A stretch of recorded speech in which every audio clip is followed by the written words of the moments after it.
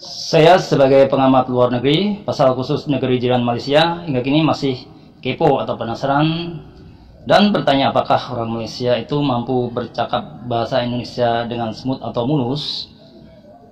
Kalau orang Indonesia bercakap dalam bahasa Malaysia dengan mulus, saya pernah saksikan sendiri melalui para TKI atau tenaga kerja Indonesia yang bekerja di Malaysia lalu membuat konten YouTube pasal Malaysia.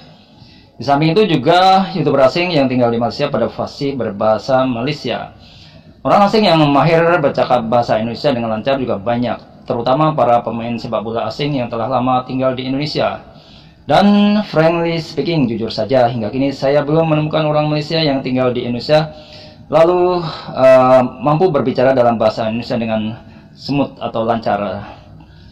Meskipun demikian, saya merasa sangat yakin orang Malaysia pasti bisa bercakap dalam bahasa Indonesia dengan mulus, karena alasannya adalah sebagai berikut. Berdasarkan latar belakang sejarahnya, dulunya Indonesia dan Malaysia itu adalah dalam satu wilayah yang sama yang disebut dengan Nusantara. Setelah penjajah barat datang, wilayah Nusantara itu lantas terpecah-pecah menjadi beberapa negara seperti Indonesia, Malaysia, Singapura, dan Brunei.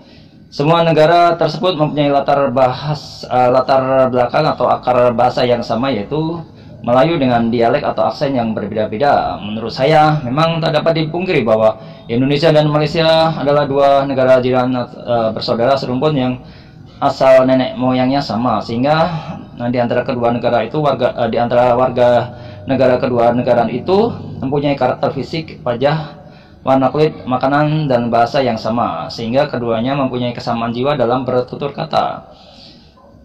Dan jadi sangat masuk akal bila mana orang Malaysia bisa berbicara Melayu dalam aksen bahasa Indonesia. Demikian pula sebaliknya, bila ada orang Indonesia tentu mampu berbicara dalam bahasa Malaysia dengan baik, atau orang Indonesia yang berbicara dalam aksen bahasa Malaysia. Sebab pada faktanya kedua negara itu mempunyai akar serumpun bahasa yang sama, yaitu bahasa Melayu. Sebagai bukti bahwa TKI atau tenaga kerja Indonesia yang bekerja dan tinggal di Malaysia sudah banyak yang fasih bercakap dalam aksen bahasa Malaysia.